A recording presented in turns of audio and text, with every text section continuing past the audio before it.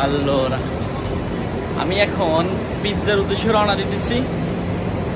2-3 ঘন্টার জার্নি। দেখা যাক ওইখানে কি আছে পরবর্তী স্টেপ আমার।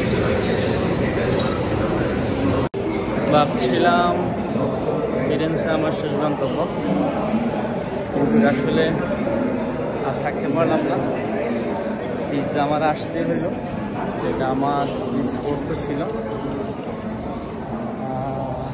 এখান থেকে মোটামুটি অনেকটাই রিয়েলাইজ করতেছি পিৎজা সিটি ঢুকলাম। এটা হচ্ছে পিৎজা স্টেশনে। মোটামুটি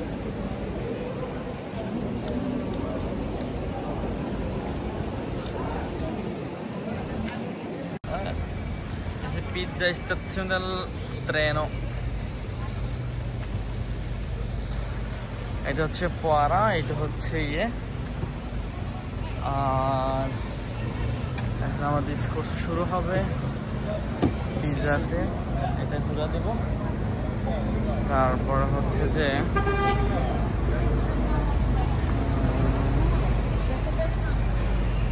আমি আমার নিজের বাসায় চলে যাব, নিজের ঠিকানা। দেখি কি দেখতে পারি পিৎজাতে, কি আছে, আপনাদেরকে আমি কি দেখাতে পারি।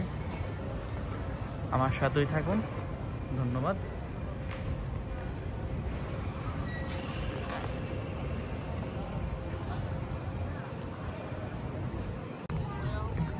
এটা হচ্ছে পিৎজা পিয়াৎজা। এখানে আপনার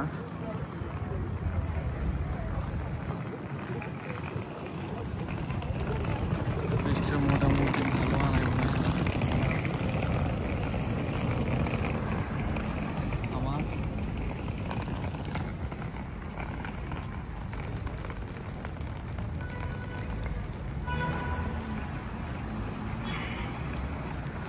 এটাও ভালো। দিনটাও আজকে ভালো আছে মোটামুটি। আপনার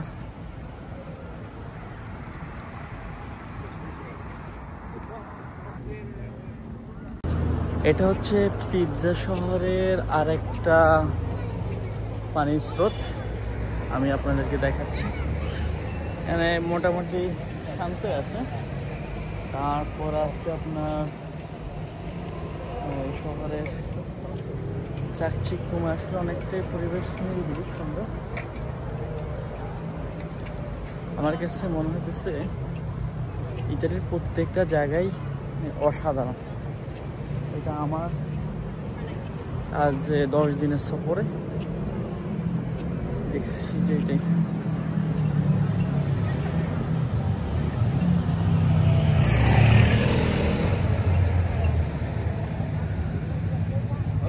অসাধারণ একটা দৃশ্য। পিছন থেকে দেখা যাচ্ছে পিছনের মানুষগুলো, যারা যারা এই ভ্যাকেশনটা ঘোরার কাজে লাগিয়েছেন তাদেরকে জানাচ্ছি স্বাগত।